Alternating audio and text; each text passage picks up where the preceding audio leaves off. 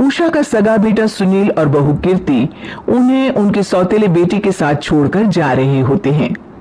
बेटा, तेरी जब कमाई बढ़ जाएगी कम से कम तब तो मुझे तू लेने आ जाना। हाँ हाँ माँ, क्यों नहीं।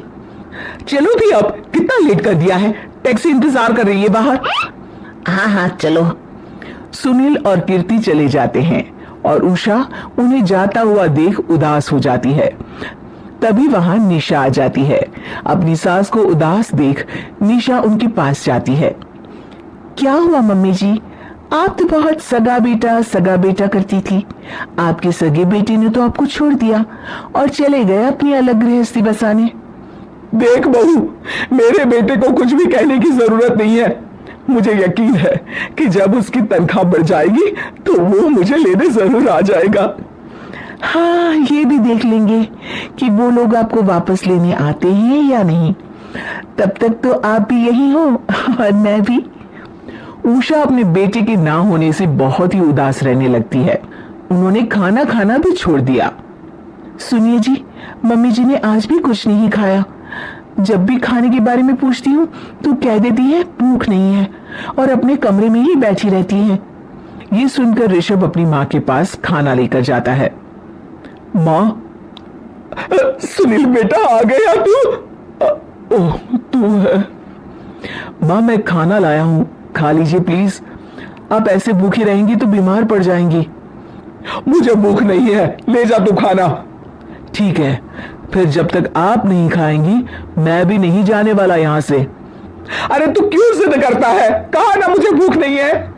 अरे मम्मी जी, अब खा भी लीजिए ना, ये कितने प्यार से आपको खिला रहे हैं, उसकी तो कदर कर लीजिए कम से कम। अरे तू क्यों बीच में हमेशा अपनी टांग अड़ाती है? ठीक है, लाओ दे दो। कम से कम खाने के बाद तुम दोनों तो इस कमरे से जाओगे। उषा खाना खा लेती है और ऋषभ और निशा ये देखकर खुश हो जाते हैं। चलो, कम से कम माँ ने खाना तो खा लिया। उषा एक दिन सुनील को फोन मिलाती है। हेलो बेटा सुनील, तू घर मिलने आ जाना बहू को लेकर। कितने दिन हो गए, बहुत मन कर रहा है मेरा। हाँ हाँ ठीक है माँ, ऑफिस में बहुत काम है, टाइम मिला तो आ जाऊंगा। सुनील फोन काट देता है।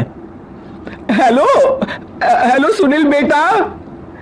सुनील की बात सुनकर उषा उदास हो जाती है।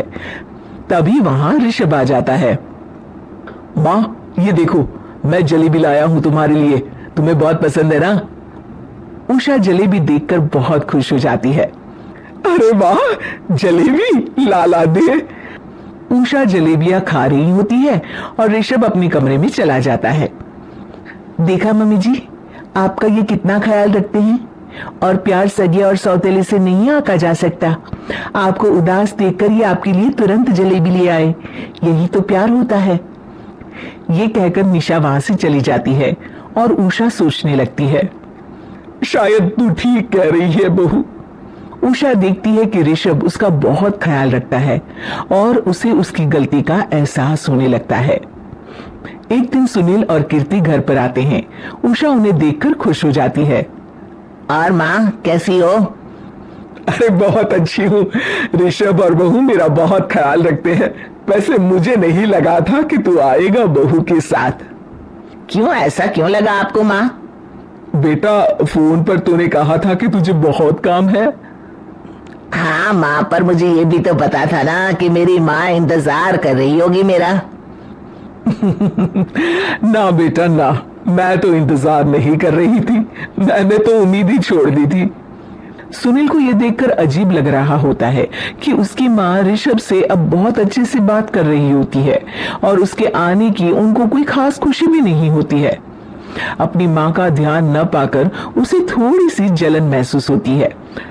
माँ, ये देखो मैं क्या लाया हूँ, साड़ी तुम्हारे लिए। हाँ बेटा, अच्छी है साड़ी तुम। अच्छी है तो फिर आप आज इसे पहनो और फिर कहीं घूमने चले जाते हैं। बेटा, ऋषभ ने भी मुझे साड़ी दी थी, आज तो मैं वही पहनूंगी। तेरी दी हुई साड़ी फिर कभी पहन लूंगी। सुनील को अब बहुत ही ज्यादा जलन हो रही होती है। उसे समझ नहीं आता कि अपनी माँ का ध्यान फिर से कैसे वो अपनी तरफ खींचे। रात हो जाती है और उनके जाने का वक्त आ जाता है। माँ चलो अपना सामान बांधो और हमारे साथ चलो। कीर्ति ये सुनकर चौंक जाती है। ये क्या कह रहे हैं आप? हम सासू माँ को लेने थोड़ी ना आए थे। अरे तुम चुप हो जाओ। माँ चलो जाओ, अपना सामान बांध लो। आप मेरे साथ आ रही हो, मैंने कह दिया तो कह दिया। अरे पर बेटा, तेरी तो तनख्वाह कम है, मैं तुझ पर बोझ नहीं बनना चाहती। अरे मुझ पर बोझ नहीं हो माँ, बस आप चलो ना, मैं लेकर ही जाऊंगा आपको। नहीं बेटा, अब मैं नहीं आना चाहती। मैं तो अब ऋषभ और बहू के साथ ही रहूंगी। ये सुनकर ऋषभ चौंक जाता है। ये क्या कह रही हो माँ? हाँ बेटा, मैं कहीं नहीं जाने वाली अब। माँ अब सच में नहीं जा रही? नहीं बेटा, मैं तो तेरे पास ही रहूंगी अब, और जो प्यार मैं तुझे नहीं दे पाई वो सब दूंगी बेटा। ऋषभ और उसकी माँ गले मिलते हैं और निशा खुश हो जाती है।